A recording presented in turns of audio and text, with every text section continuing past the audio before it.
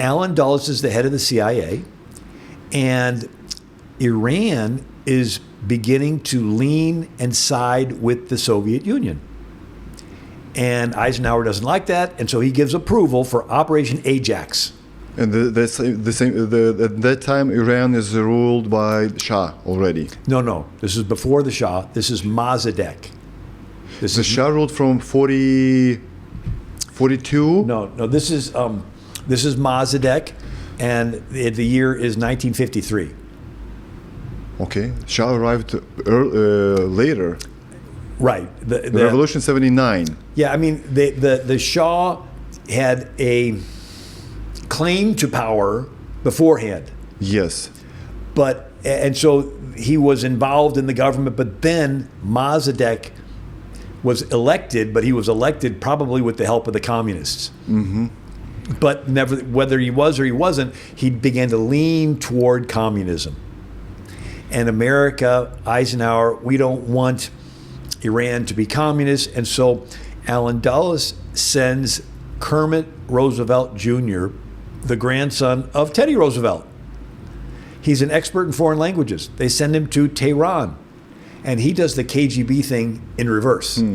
He recruits gangsters and mobsters and radical imams, and he organizes riots and protests, and they attack mosques, and then they get control of the media and blame Mossadegh for all of the problems. And as people believe the media, Mossadegh's popularity falls.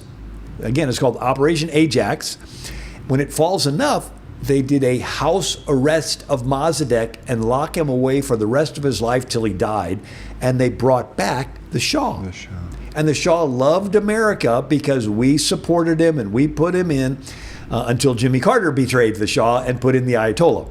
Yeah, and did the same thing with the Shah, right? Correct. Jimmy Carter. Burned the cinema full of people in Tehran. Okay. Yeah, so the story is that they had they had people dress up as Shah's soldiers and burn the people in the theater. And so the Shah would get blamed for it, even though the Shah wasn't behind it. But the people blamed him for it, and then Jimmy Carter instead of supporting the Shah, Jimmy Carter pulled back. Why? Because he had a globalist advisor named Zbigniew Brzezinski. And Zbigniew Brzezinski, his daughter is Nika Brzezinski, who's an MSNBC TV host. But Zbigniew Brzezinski was saying, okay, we instead of letting Iran fall to being, supporting it or letting it be Soviet, let's let it be fundamentalist Islamic. And so Zbigniew Brzezinski, Jimmy Carter was a peanut farmer in Georgia. And he got David Rockefeller and a bunch of these globalists got behind Jimmy Carter's presidential campaign. And when Jimmy Carter got elected, they appointed all of Jimmy Carter's administration. And so Jimmy Carter, a Baptist, a nice guy, could talk Christian lingo, but his entire administration was globalists, pro-abortion, left-wing people. But Shah was loyal to the U.S. Yeah. Why did you say that Iran was going to be friends with Russia?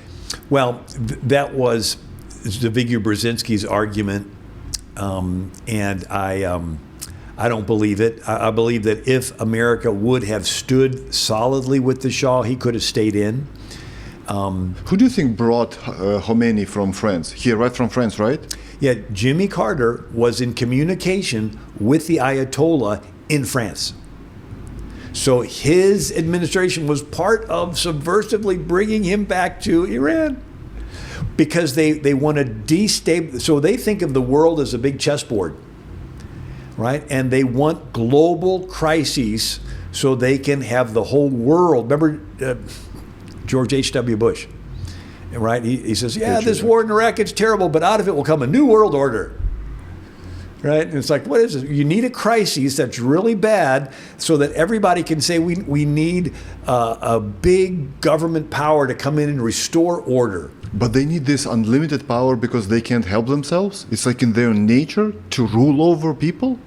Yeah, it's a gang leader. Because if you're a president, it's like you're on top of the world, especially if you're the president of the US. It's like for 4 years minimum, you're like top guy. Maybe the CIA is more powerful than you.